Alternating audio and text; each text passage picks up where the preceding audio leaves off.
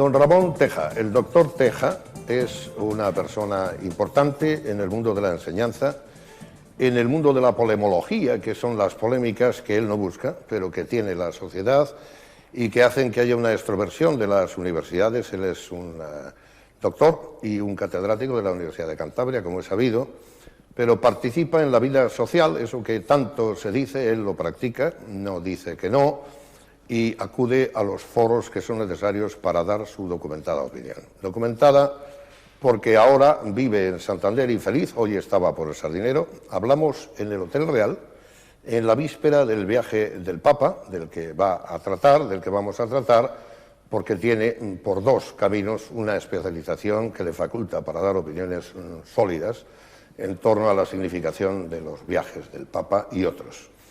Ramón ha sido trashumante universitariamente, en el buen sentido de la palabra. Quiere decir que su preparación no es una preparación in situ, no es un señor que creció, se mantuvo y expiró porque está muy vivo a sus 62 años. Intelectualmente tiene por lo menos media docena de publicaciones, muchísimas más de carácter informal o formal, pero en journals y en publicaciones de revistas universitarias. Pero vamos a hablar con él, es muy conocido, empezó a serlo sobre todo por tratar de la Capadocia. La Capadocia es un lugar como la meseta castellana en Turquía, a donde acude el pontífice, y por tanto hay un doble motivo para que pueda hablar sobre aquello en lo que investigó durante años. Ramón estuvo en Murcia, en la Complutense, ha sido profesor en Cantabria, pero su alma mater fue Salamanca. Y tiene una doble formación que constituye la solidez de opiniones certeras. A veces yo echo de menos la sonrisa, es un hombre un poco serio, no diría que plasta, pero serio. Y una es clásicas, hay que saber griego, hay que saber latín, hay que tener entendimientos etimológicos y pasar luego a más elaboradas definiciones en el mundo concreto de la historia antigua. Ramón, muchas gracias por venir y por no decirnos nunca que no. Yo es la primera conversación que tengo ante las cámaras contigo, pero recuerdo que un día nos encontramos de manera imprevista en el RIS de... no sé qué haríamos allí, porque no estábamos para tanto, en París.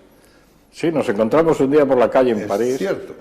Yo estaba en una estancia de investigación en París, me encontré con Jesús Pindado por la calle, nos dimos un abrazo, recordamos viejos tiempos de Santander. Es verdad.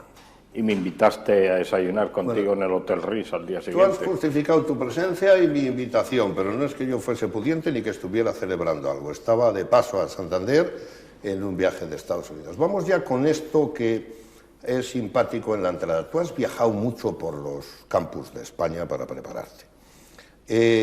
Hay que decir antes que tienes dos hijos, felizmente, que están trabajando. Dolores, tu mujer, es una persona que hizo piano, que hizo música, que no ha estado trabajando en la universidad. Vamos a empezar por ahí, sin zaherir.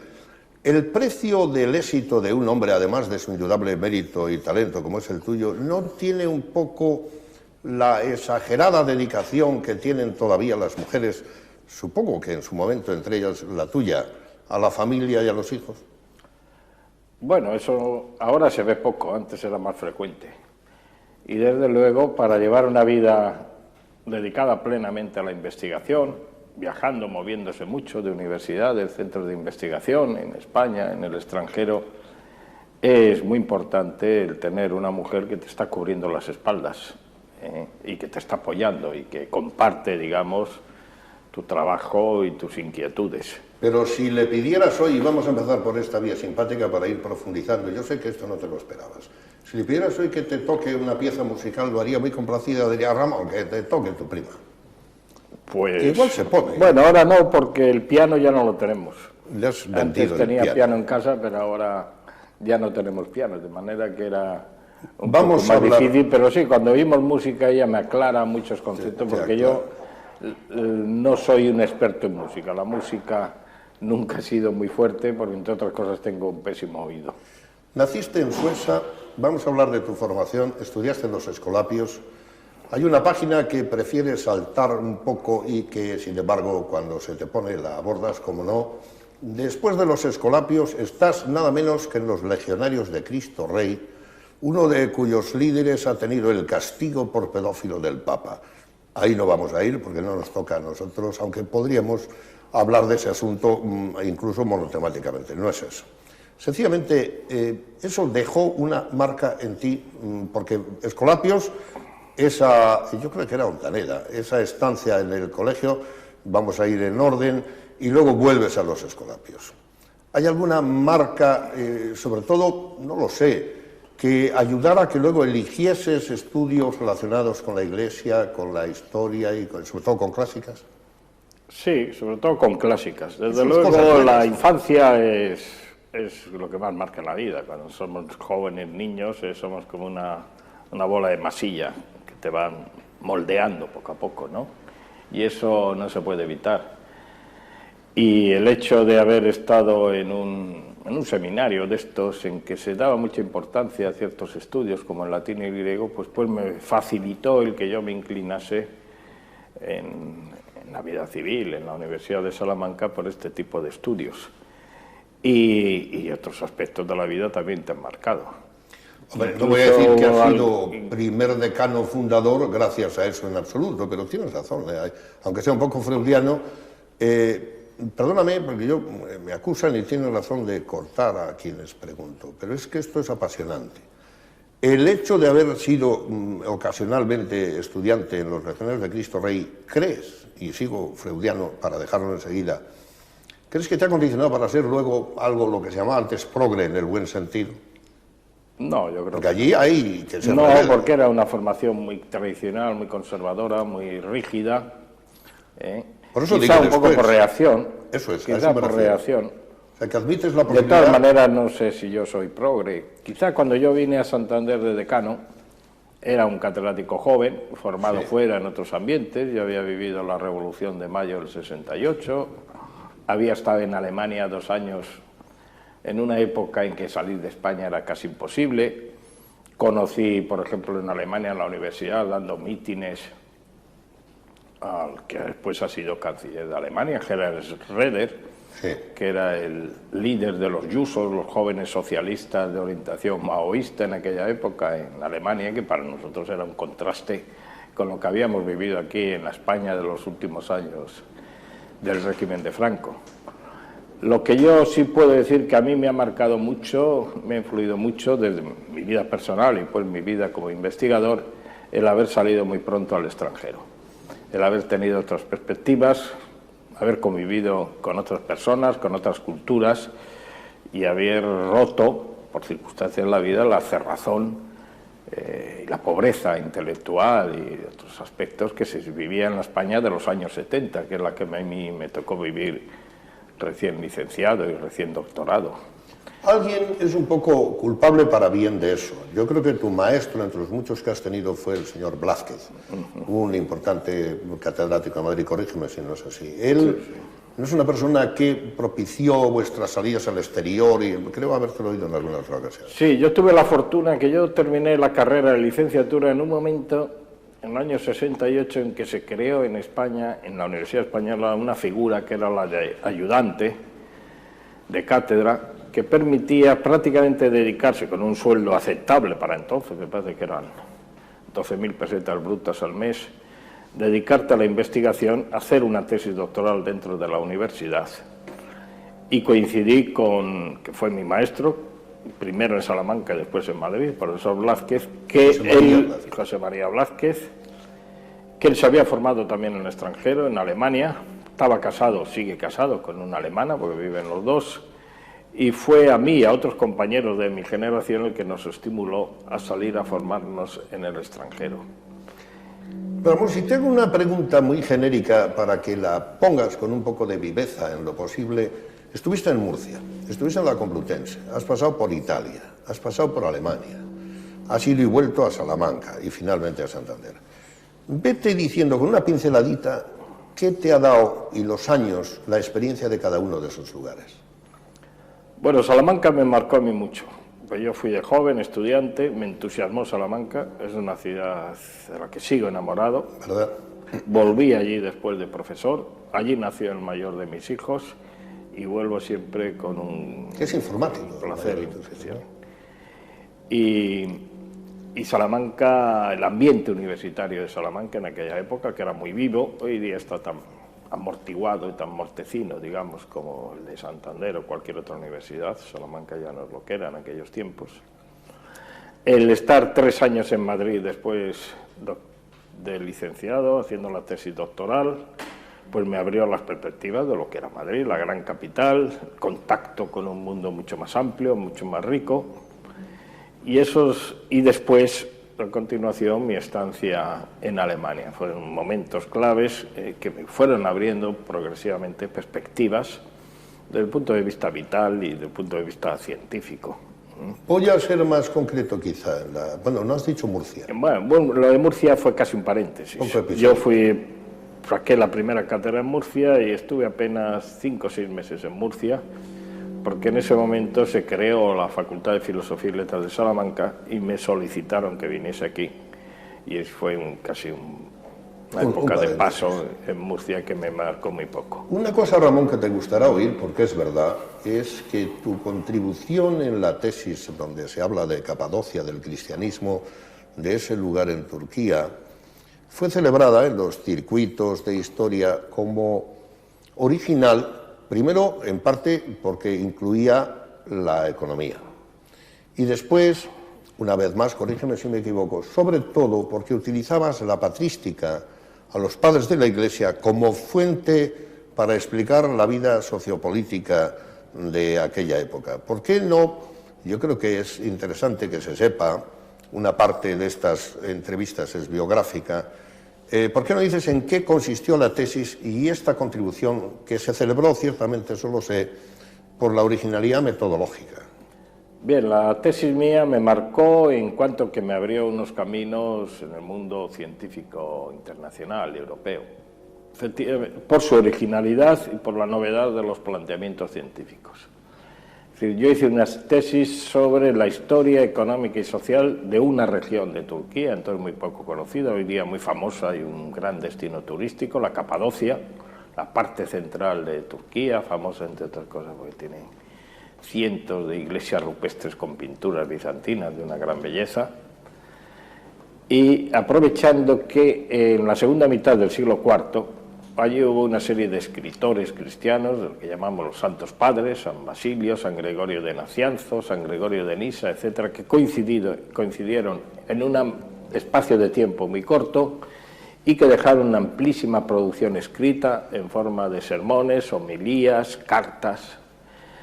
Y la idea de mi tesis fue reconstruir el ambiente de la economía, de la sociedad, lo que era de esa época, a través de estas fuentes eclesiásticas que hasta entonces no era corriente, ¿no?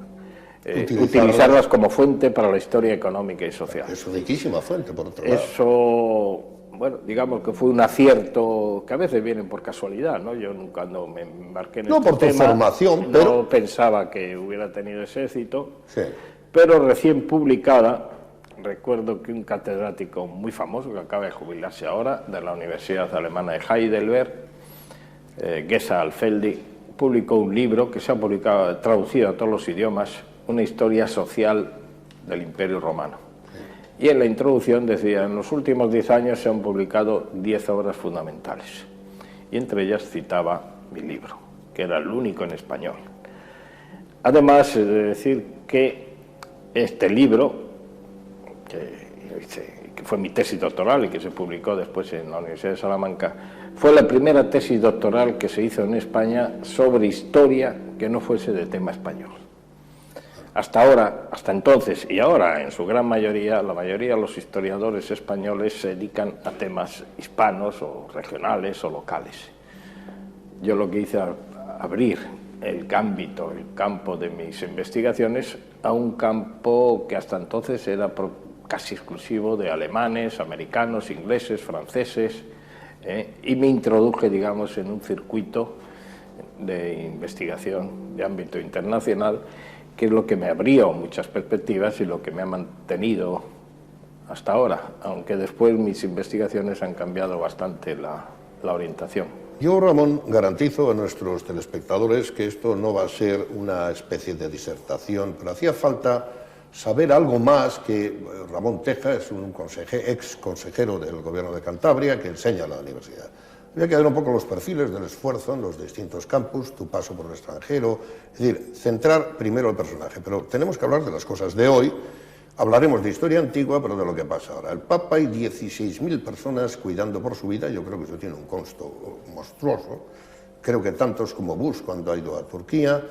Turquía es una pieza clave en la defensa occidental de la OTAN, es clave en la aspiración que ellos tienen, y algunos países, no todos, para que entre a la Unión Europea, y tú conoces por investigación y por media docena de visitas, por lo menos, el país. Yo voy a ponerme en otro punto de la historia. El Papa llega mañana, hoy estamos hablando, esto se hará más tarde, a Turquía con el temor de si le matan o no. Ha dicho que no va a comer con cierto importante personaje, debe ser lo de las comilonas, de las que acusa a Diego, el exalcalde Astillero. No quiere comilona el Papa, no sé si será que tiene un poco miedo también. Ya con este humor, es extraño el mundo turco. Algo que se ha llamado Estambul, Constantinopla, que tiene otro nombre, que ese mundo que fue el imperio que tú has estudiado en la relación cristiana pasando a otra zona, es un mundo enigmático para los que no van allí o van y son meros turistas. ¿A qué mundo llega el Papa? ¿Por qué es importante el trato occidental con Turquía? Y sobre todo, ¿es una piedra de toque de la llamada lucha de civilizaciones? ¿Hay algo que resolver o esa lucha no tiene solución? Bueno, has planteado una serie de temas de una importancia enorme y trascendental. Había que meterte ya en... Turquía, en primer lugar, es un país apasionante por su historia. Además, es uno de los países, quizá el país más parecido que existe a España desde el punto de vista geográfico. Son las dos grandes penínsulas que abren y cierran el Mediterráneo, con una configuración geográfica muy similar a la de España. Toda la parte norte, que la costa del Mar Negro, muy parecido aquí al Cantábrico, zona verde, boscosa, montañosa. Toda la zona del Mediterráneo es una costa maravillosa, con un clima y muy parecido al Mediterráneo español, pero mucho más bello, creo yo, por su orografía, con sus entrantes, sus salientes, sus islas, y todo el interior es muy parecido a la meseta, a las dos mesetas españoles, el altiplano de Turquía, más árido todavía que España, más alto, la altitud media de unos 900.000 metros. Y después es un mundo, históricamente es el cruce entre Oriente y Occidente, es el paso entre Persia, Mesopotamia, Grecia, el Mediterráneo. Por ahí han pasado todas las grandes culturas y civilizaciones que han ido dejando una huella tremenda, y es un paraíso para el historiador y para el arqueólogo. La cultura, la civilización griega tuvo mucho más importancia todavía que la propia Grecia en las costas de Turquía, lo que se llamaba entonces Asia Menor. Después la presencia romana fue impresionante, fue una época de un gran esplendor, de una gran riqueza, como demuestran sus ruinas de sus templos, sus edificios públicos, sus ciudades como Éfeso, Esmirna y tantas otras. Después fue un periodo muy importante en la época final del imperio, y fue el núcleo de lo que llamamos el Imperio Bizantino, desde que se creó la ciudad de Constantinopla, la actual Estambul. Es una ciudad de tránsito a caballo entre Oriente y Occidente.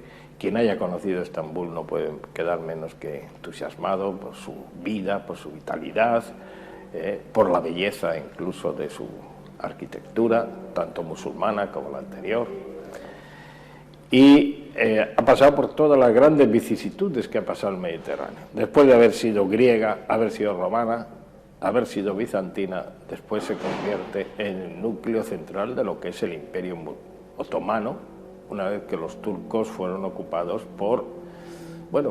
los turcos en realidad son un pueblo que procede del centro de Asia, de las estepas asiáticas, que en el siglo IX, X se desplazan a esta zona, son islamizados, se convierten al Islam, y durante casi 1000 años conviven musulmanes y cristianos. Lo que pasa, y ese es el gran problema de la Turquía moderna, que es una gran contradicción y además muy poco conocida. Turquía es un país musulmán actualmente, en su 90 y pico % de su población, pero no es un país islámico. Y es muy laico. Es laico el Estado, el gobierno. A eso me Es refiero. decir, quiero decir, cuando se dice que no es islámico, quiere decir que no se rigen por las leyes del Corán. Turquía tiene una constitución de tipo occidental, democrática y laica, como puede ser la de cualquier país europeo. Y la tiene desde la época de la fundación de la moderna Turquía, cuando después de la Primera Guerra Mundial desaparece el Estado otomano y se crea la Turquía moderna por obra fundamentalmente de un personaje importantísimo que fue Kemal Atatürk. Kemal Atatürk intentó hacer de Turquía un país de tipo occidental, aunque la población era musulmana. Instaura una constitución occidental, instaura un régimen político de carácter laico, occidentaliza hasta la escritura, implanta el abecedario latino y suprime el abecedario árabe, intenta y lleva a cabo una escolarización sistemática y deja el campo de la religión pues a los líderes religiosos. ¿Y para qué sirve que vaya el Y Papa? esto, en un momento en que hay esta lucha de civilizaciones con el Islam, creo que Turquía es un país emblemático. Es decir, demuestra, aunque no tenga muchos defectos, por razones varias de tipo económico, etcétera, que un país musulmán de población puede ser un país democrático y próximo a la cultura, a lo que llamamos la cultura occidental. Por eso es un poco el prototipo, tiene una importancia estratégica enorme dentro de lo que es la geopolítica hoy en día, es un país de la OTAN desde que se creó la OTAN, tiene fronteras con Persia, con Rusia, con Irak, es decir, con todo este mundo del Próximo Oriente, aliado tradicional americano. Ha tenido grandes problemas políticos y resulta que los militares son los grandes defensores del sistema democrático laico. Los coroneles famosos. Yo, de todas maneras, te pregunto, ¿para qué sirve que vaya el Papa, por un lado? ¿Qué significado tiene? No es una política de gestos la que hay. Por otro lado, ¿cuál es el problema con Chipre? Y no vamos a ir a las incursiones históricas que son inevitables al tratar dada tu cultura, sino a una pregunta, y todas van mezcladas porque sé que tú haces la síntesis bien. Nosotros no somos más papistas que el Papa, aunque no vayamos tanto a la Iglesia como íbamos en el nacionalcatolicismo. Es decir, extiendo esto más. Si ellos, el cardenal Richelieu se une a ellos frente a nuestros muy católicos ejércitos de Felipe II. Entonces, esta unión de un cardenal de la Iglesia con turcos, francamente, es como muy fea, por situarte en otro momento y que hagas luego tú la síntesis que se pueda. Y después, Polonia, Irlanda, Italia y, bueno, y España, sobre todo, tierra de María Santísima, no somos más papistas que el Papa, no somos más católicos que el catolicismo. A ver cómo arreglas toda esta melé que te sirvo aquí para otro asunto que tenga más síntesis y más sentido. Bueno, que planteas una serie de problemas de tipo histórico, cultural, religioso, con un catedrático, que no es fácil dilucidar. Pero por algún lado. Primero, ¿qué significa ser católico? Luego vamos a ir con eso. Si quieres lo dejamos para más adelante. No, sí, porque es mucho, pero ahora lo de papistas y el Papa, Irlanda, Polonia, España... Bueno, no sé, yo Polonia solo he estado una vez, Irlanda no la conozco, creo que Irlanda y Polonia siguen siendo fundamentales, sociológicamente católicas y religiosamente católicas, en el sentido de que practicante y que la política religiosa influye mucho. Ya España e Italia ya pondría más obstáculos. Hombre, no a la manera nacional. En Italia sí tiene mucho más peso la Iglesia, la conferencia episcopal. Sí, yo en Italia la conozco bastante bien porque frecuento de una manera habitual. Acabo de venir ahora de Sicilia y da una conferencia que ha estado presente un arzobispo de Agrigento, o sea que el peso de la Iglesia es tremendo, pero sociológicamente España pues es de católico, no sé en qué sentido lo quieres decir. Es decir, la Iglesia tiene poca influencia, mucha menos creo de lo que aparenta o de lo que quiere representar, y la población mayoritaria española bautiza a los hijos y eso, tiene tradiciones, costumbres cristianas o católicas, pero fundamentalmente es una población imbuida del modernismo, la cultura moderna. Es lo que llamamos modernismo, o la modernidad, en la gran ruptura que se produce en el siglo XVIII y XIX con las tradiciones de la unión, de la Iglesia, del Estado y los principios de la Revolución Francesa, que son las bases de los estados y la civilización moderna, ¿no? Y la Iglesia le ha costado mucho, ¿no? De hecho, todavía le cuesta aceptar esta ruptura, esta adaptación a la modernidad.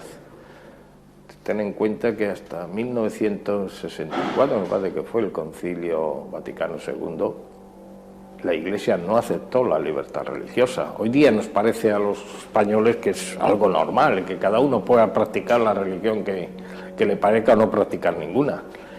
Pero hasta hace 40 años la Iglesia no lo aceptaba, y en España menos todavía, el régimen franquista. Y cuando nos escandalizamos de la unión de religión y política y Estado en algunos países europeos o en el Islam, nos parece que estamos en un mundo medieval, pero es que aquí ha vivido esa mentalidad, esas ideas han pervivido hasta hace medio siglo. Lo hemos vivido tú y yo, que tenemos una edad media, digamos. Pero Italia tiene filósofos como Bátimo, Levinas está por otra esquina del mundo impregnando de cierta mística su filosofía.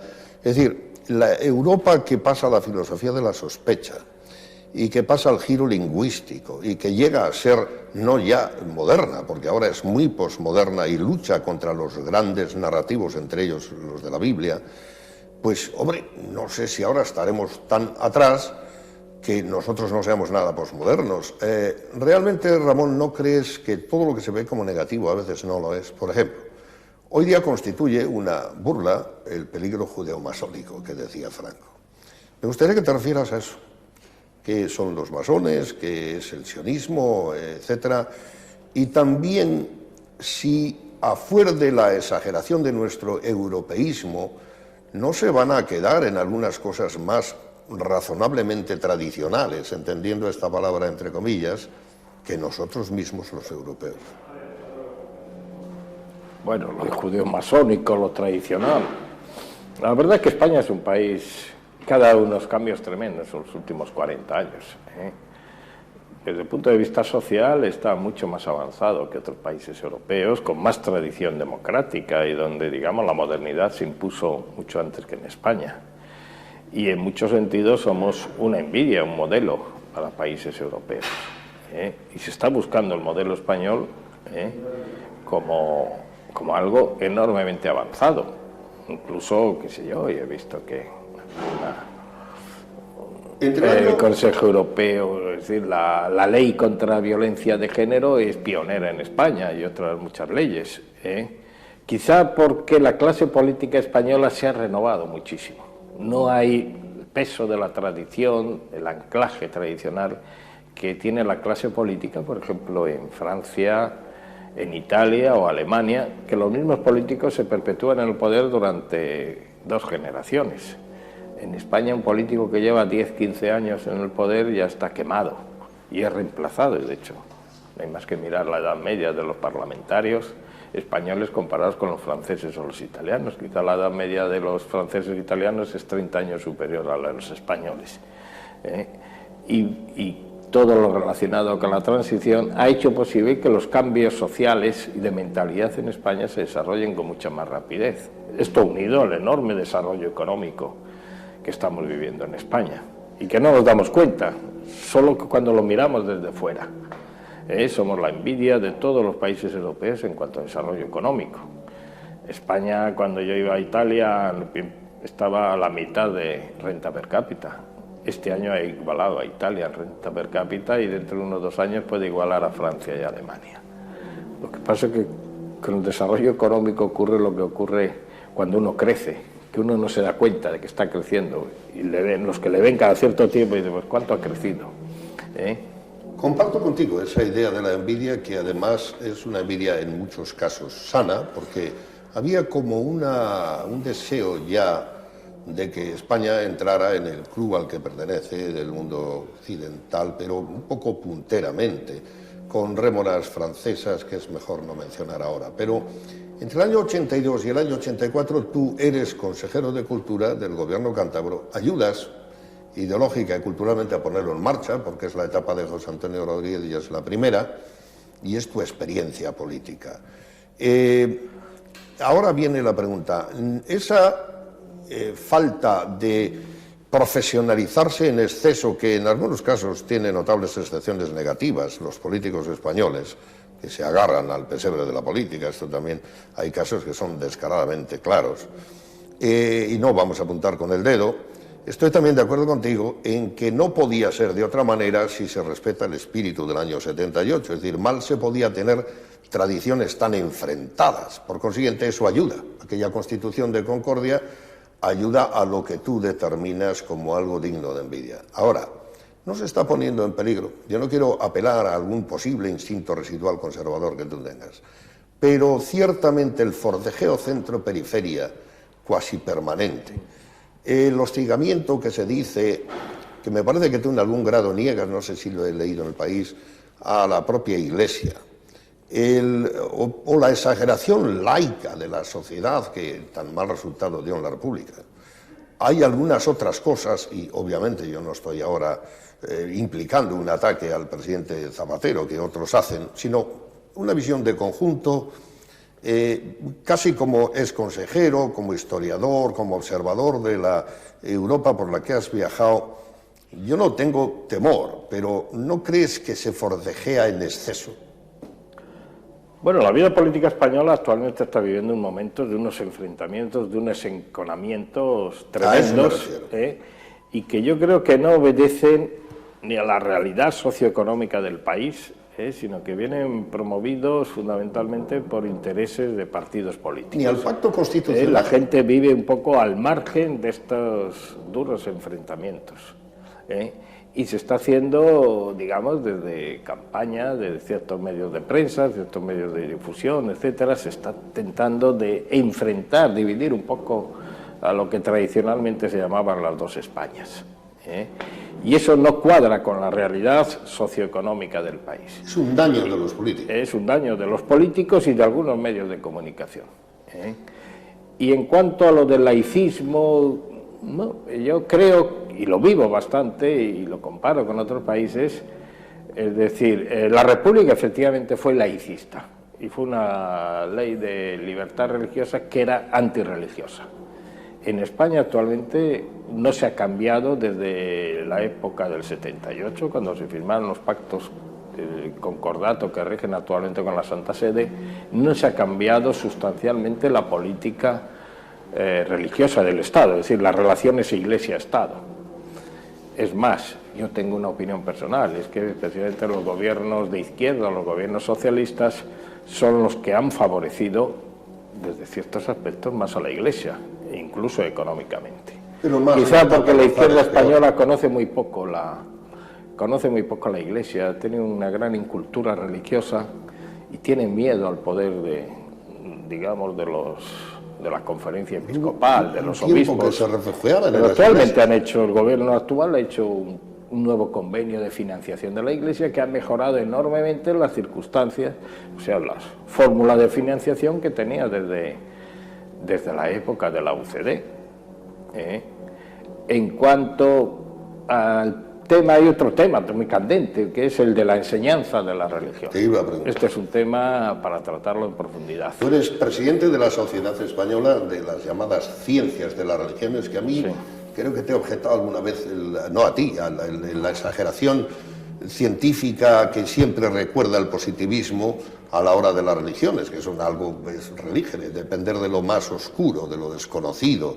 No sé por qué esa pretensión científica, a menos que sea la manera de Dilthey y de las ciencias humanas. Bueno, esto es un término que se ha impuesto en el vocabulario científico general, viene del alemán Altertumwissenschaft y Religion Wissenschaft, es decir, la ciencia de la religión, o la ciencia de la antigüedad relacionada con la religión.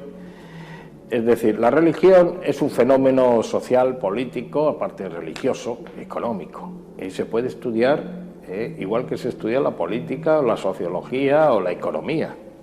Entonces hay muchos historiadores o muchos investigadores que se ocupan del fenómeno del hecho religioso desde muy diversas perspectivas. ¿Y qué es esa sociedad?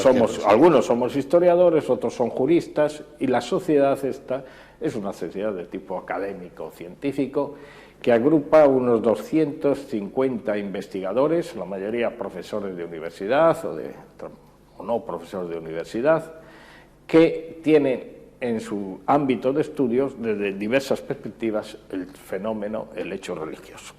¿Y cuál es historiadores, filólogos, juristas, teólogos, antropólogos, etcétera, y formamos una sociedad que publicamos una revista, organizamos congresos, reuniones científicas. El último congreso europeo lo organicé yo aquí en Santander hace 2 años, y estudiamos el hecho religioso y el fenómeno religioso y la historia, sobre todo la historia, las religiones, que es lo que a mí más me interesa, con la misma, digamos, distanciamiento, objetividad que se estudia cualquier otro fenómeno, es decir, al margen de las creencias.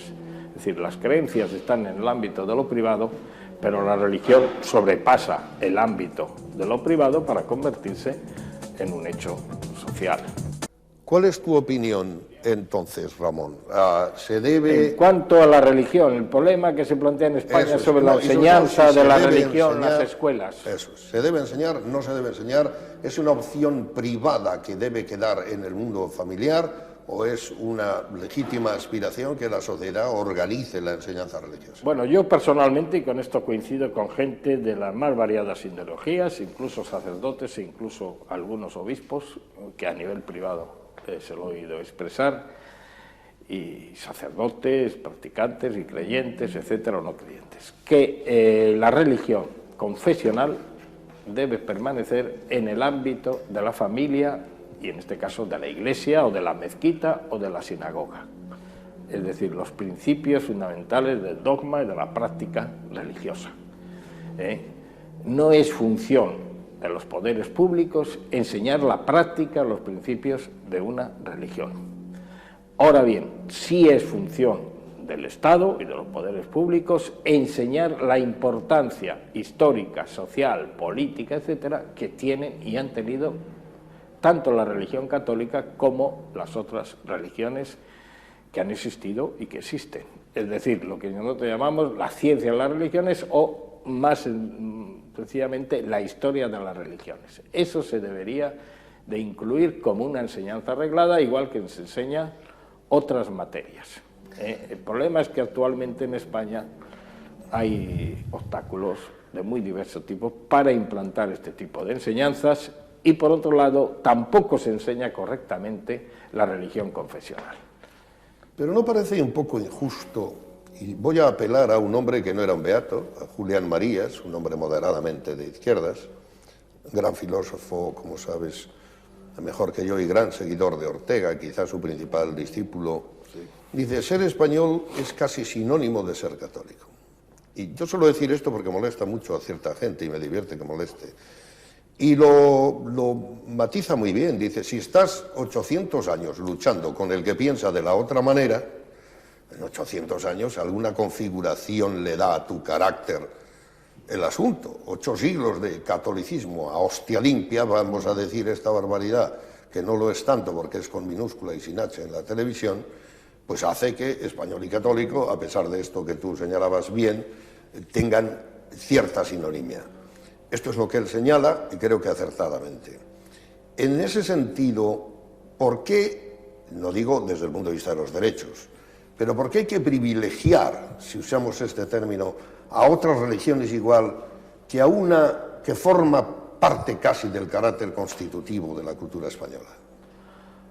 Bueno, todos los españoles somos católicos o cristianos porque forman parte de nuestra cultura, de nuestra historia y de nuestra formación. Eso es inevitable.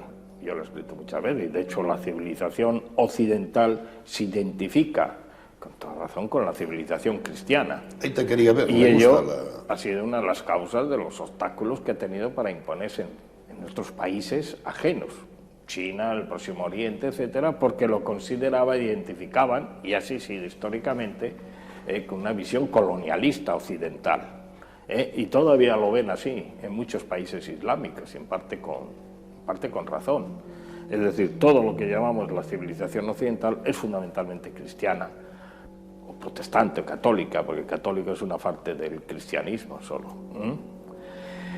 En cuanto a que si dejamos de ser católicos, o por qué enseñar otras religiones.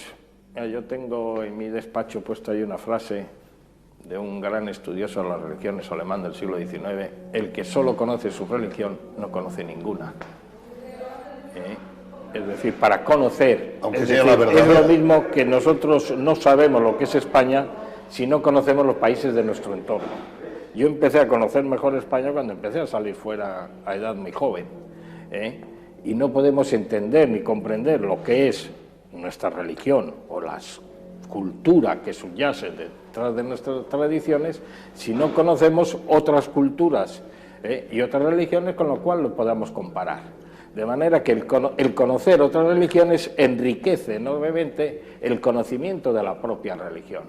Y por eso somos muchos los que defendemos una disciplina llamada científica que se llama la historia comparada de las religiones, que es lo que ha hecho avanzar desde el siglo XVIII enormemente el conocimiento del fenómeno religioso. Y quizás al comparar no ocurren cosas como una que acabo de ver sobre la que te voy a consultar. Compro una revista buena de divulgación histórica que se llama Muy Historia y veo que junto a Hitler, a Mengele, a Iván el Terrible, aparece una votación en la que algunos han situado a Isabel la Católica. Eso a mí personalmente me ha indignado.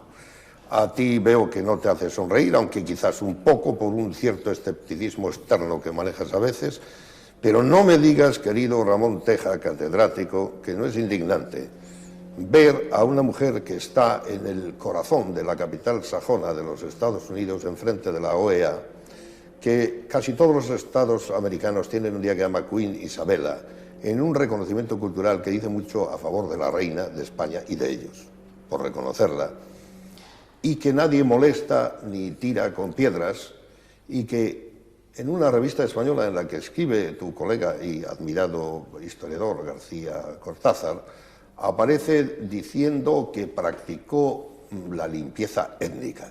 Mire usted, existe el contextualismo en historia, tú enseñas esto. ¿Es o no es indignante, o es que se me subleva a mí algún amor a este sitio de las altas Torres, donde nació? Desde luego no conozco ese artículo, pero también la revista que me citan no es una revista científica, es una revista de divulgación. No como quizá muchas veces se lee más y se divulgan más estas revistas pero escriben notables, es divulgación histórica. Normalmente yo también he colaborado a veces en esta revista, porque a veces, aparte de avanzar la investigación, tenemos que colaborar en divulgar la investigación para que no quede en el ámbito restringido. Pero es indignante o no, y no lo digo por amor a Madrigal de las Altas Torres. Lo que pasa es que en la historia, como en otras materias, hay mucho sensacionalismo. Y lo que sea noticia, lo que vende, es aquello que rompe. O cuando se trata de vender algo como diferente. Y eso me parece que es una cosa, es una parida mental, por decirlo de una manera simple. Ay, me quedo feliz. Y hoy en día hay mucho sensacionalismo, hay muchos libros de historia, pseudohistoria, que quieren hacerse pasar por historia y que lo que buscan es nada más el sensacionalismo pues más vulgar y más rastrero. Y eso comparar a Isabel la Católica con Hitler o con Stalin o con cualquier otro. Ni situarles en la puntuación, si quieren. Incluso ni el concepto de limpieza étnica es aplicable porque no existía en aquella época. La limpieza étnica es un fenómeno de los nacionalismos modernos. Claro. No de una mujer que nega otra al mundo. Cosa es la política religiosa contra los judíos. Claro. Sí, eso es otro tema. Que practicó, que se llevó a cabo Isabel la Católica. Pero yo no creo que exista, lo dice Fuentes, Carlos Fuentes, un legado histórico, fíjate lo que me atrevo a decir, por lo menos en Occidente, de la generosidad para los súbditos del que hizo la reina. Es de una apropiación, si se quiere, pero facultando a los súbditos de derechos como sobre el papel, digo, sobre su testimonio. En todo caso, tú eres el historiador. Se puede ser un sinvergüenza y un santo, no digo, claro, después de convertirse, pero tú estudiaste a San Cirilo, que nadie sabe quién es, cerca del final de esta conversación, inevitablemente semiculta, porque sería culta si la ponemos a más nivel y entonces no nos entendemos nosotros, yo a ti quiero decir. ¿Se puede ser esto de sinvergüenza y santo con unas progresiones? ¿Quién era el tal San Cirilo de otra celebrada publicación tuya del siglo IV? Bueno, a ti te sonaron el San Cirilo porque, bueno, a nivel local fue en su momento bastante sonado porque fue el tema de una lección mía de inauguración del curso académico aquí en la universidad, un libro tuyo, ¿no? Que después yo lo publiqué, o dio lugar a una pequeña monografía, a un libro. Sí. Y que allí abordaba uno de los temas más apasionantes de la historia del cristianismo y de la historia en general, en el siglo V, que fue el Concilio Ecuménico de Éfeso, el 431, que provocó la división de la cristiandad en las diversas iglesias que hoy día hay en Oriente y en Occidente. Pues se puede leer los coptos en Egipto, los nestorianos en Siria y en el Irak, etcétera. Es decir, dividió la cristiandad por un afán de luchas de poder entre iglesias. Cirilo era un obispo de Alejandría, entonces la segunda ciudad más importante del mundo mediterráneo después de Roma, y que mantuvo una rivalidad y un enfrentamiento permanente con los obispos de la nueva capital del Imperio de Oriente, de Constantinopla, la actual Estambul, cuando se fundó Constantino, y quiso ahogar el crecimiento. ¿Era o no era un poco sinvergüenza? Y recurrió a todos los medios más indignos para acallar, para humillar y para lograr enviar al destierro y destrozarles humana y religiosamente a los obispos de la nueva capital, de Constantinopla. Pero las circunstancias que ocurren en la vida, que yo lo he dicho y lo digo con frecuencia, que hay gente que sale con fortuna y desafortunados. Y San Cirilo de Alejandría, que fue un santo funesto en la historia del cristianismo, sin embargo, se da la circunstancia que es considerado santo por todas las iglesias cristianas. Los católicos, los ortodoxos, los coptos, los monofisitas, etcétera, todo lo consideran santo y fue el causante de todos los enfrentamientos, de las rupturas que se producen en esa época y que duran hasta hoy en día. Hemos consumido casi una hora, querido Ramón Teja, y no he logrado sacarte de las casillas porque es muy difícil, son muchas tablas. Ha habido muchos datos cultos, hemos hecho una excursión sobre la enseñanza religiosa, el viaje del Papa. Quisiera hacerte una pregunta final de tipo local. El Papa va a visitar también al patriarca ortodoxo de Constantinopla, con el cual se enfrentó San Cirilo. Ramón, hemos consumido casi una hora en esta conversación con elementos cultos y otros de divulgación, y al final se me ocurre una pregunta muy... Ahora hay emigrantes, se habla de la globalización, hay alumnos que pegan a los profesores, padres que apoyan a los alumnos que los pegan. Creo que no estoy exagerando, pero hay una cierta preocupación sobre los llamados valores. Eso que decías tú se ha quedado en una lucha más de la modernidad con la posmodernidad, que tampoco tendría que ser esto en plan negativo. ¿No crees que se está perdiendo de alguna manera la posibilidad de recuperar una incardinación de los llamados valores en las enseñanzas católicas bien entendidas, dejando por bien entendidas algo que podría ser otra hora de conversación? Bueno, depende, es que es relativo, ¿qué son los valores? Y creo que los valores básicos de la civilización moderna son los derechos del hombre. Son primero los principios básicos de la Revolución Francesa, fraternidad, igualdad, recogidos después en la Declaración de Derechos del Hombre de la ONU después de la Segunda Guerra Mundial, que resumen los principios básicos en que se basa... Igualdad de los burgueses. Hoy día, igualdad entre todos. Bueno, hubo que hacer la del 17 para eso. Todos los conceptos tienen un valor histórico relativo y van evolucionando con el tiempo. Y que en parte tienen, en gran medida, tienen unos orígenes cristianos, en cuanto que son parte del legado del mundo antiguo, de la filosofía griega y del judeocristianismo, que el cristianismo es producto de una simbiosis, una fecundación entre la filosofía griega y el pensamiento judaico, bíblico, o los valores, las tradiciones bíblicas, si quieres, de alguna manera. Esto ha evolucionado en el mundo moderno, lo que llamamos hoy día los grandes valores de la humanidad, los derechos humanos. y en los cuales la Iglesia a veces ha rechinado para aceptarlos porque rompía con algunas prácticas y tradiciones que se habían imperado durante la Edad Media. Pero hoy día yo creo que están aceptados estos valores básicamente por el cristianismo, asumidos por la Iglesia, y que hay problemas de adaptación, evidentemente que los hay, de disciplina, pero se trataban antes, hace 50 o 100 años, a los niños como se les trata ahora, o las relaciones entre padres e hijos eran tan idílicas como parece que ahora nos acordamos o queremos presentarnos cuando vemos los problemas que hay actualmente de convivencia. Hay que tener en cuenta que cuando tú y yo íbamos a la escuela o al instituto, éramos unos privilegiados. En Santander, cuando yo estudiaba, había un instituto público, y me parece que hay en toda la provincia, ahí debe haber 40 o de 50. Hoy día se ha socializado la enseñanza y eso trae muchos problemas de adaptación, evidentemente.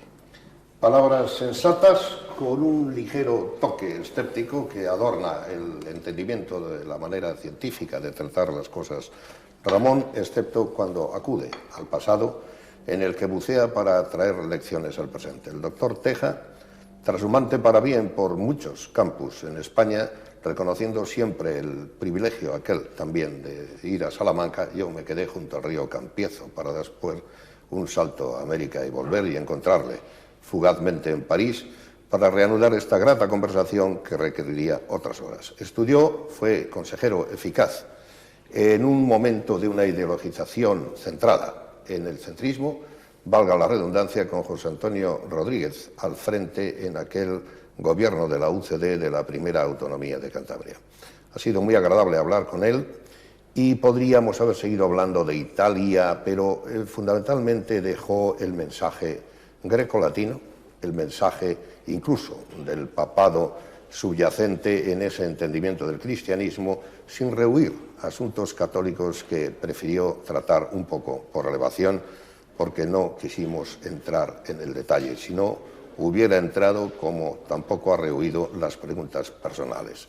Legionario de Cristo Rey ocasionalmente, vino de los Escolapios, volvió a los Escolapios y pasó por el mundo, y hoy en el campus de Cantabria se celebra su enseñanza con ese toque escéptico que le hace, a lo mejor freudianamente, ligerísimamente rebelde.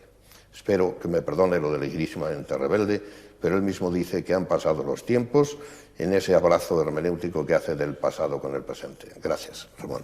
Gracias a ti.